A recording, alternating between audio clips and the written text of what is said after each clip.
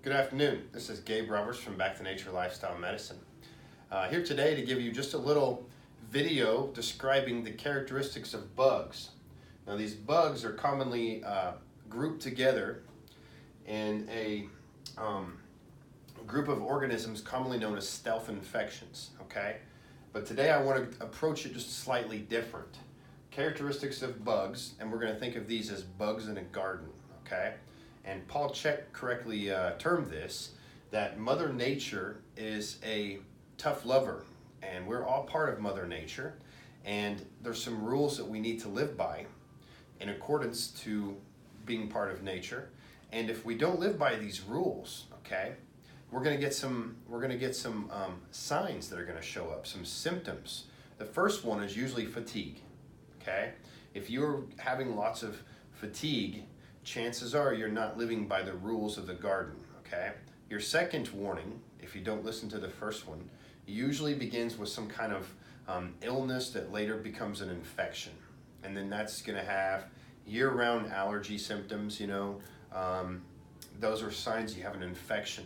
And it's because you, again, are not participating in the rules of the garden. So I wanna kind of go over some of those rules of the garden today and give you some guidelines how to follow the traits of Mother Nature and live in harmony with these bugs. I want to make it clear that viruses, bacteria, fungus, mold, yeast, candida, parasites are not the bad guys, okay?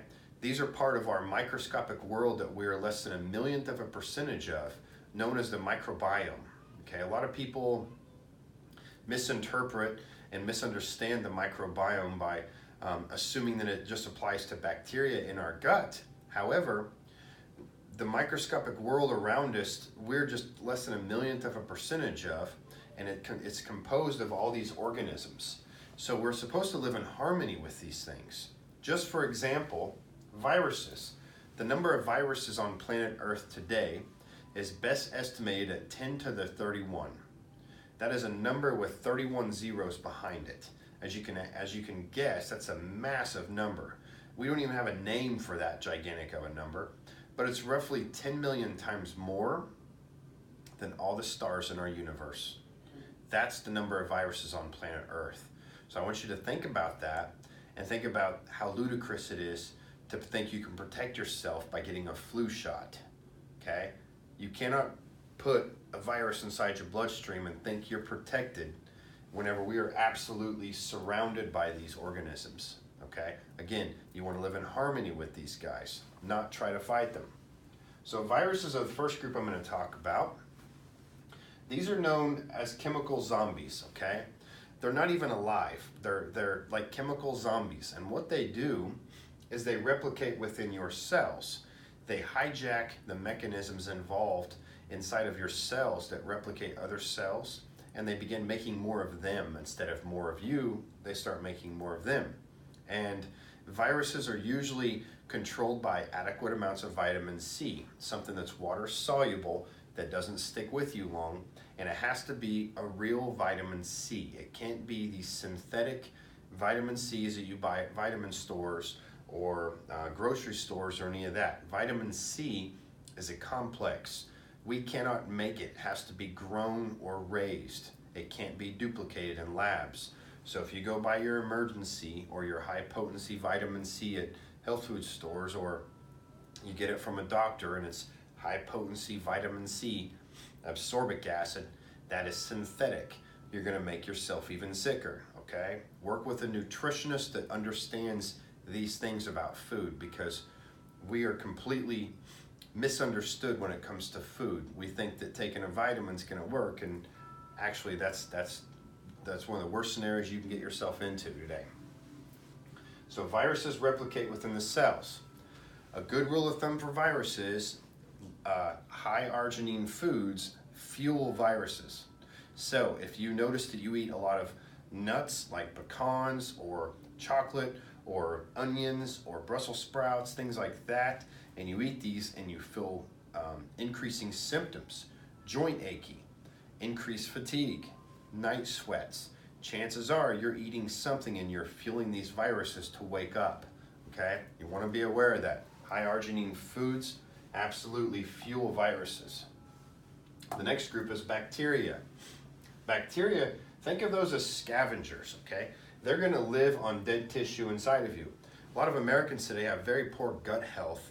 They're stressed out, they're eating the wrong foods, they're eating with the wrong kind, the wrong signaling, they're giving themselves, they're eating foods while they're at work or on, conferences or doing emails, and you're not even able to break those foods down fully. What's gonna happen is it starts to kind of build up in your intestinal system and rot, and you're gonna set yourself up for gut infections, SIBO, things like that, and that's bacteria is just gonna sit there and thrive. Okay, these are the scavengers of nature. You want to be aware of that. What's going to make bacteria worse? Again, high sugar, especially dairy. Dairy is going to fuel mucus production, and you're going to dull your immune system function with that, and you're also going to make these guys even happier. So dairy fuels bacteria infections. Okay. Next group we'll talk about fungus, mold, yeast, and I can actually add candida. Think of them all same thing. Okay. These are the decomposers, nature's decomposers, okay? These are going to live around you, and these have some funny traits.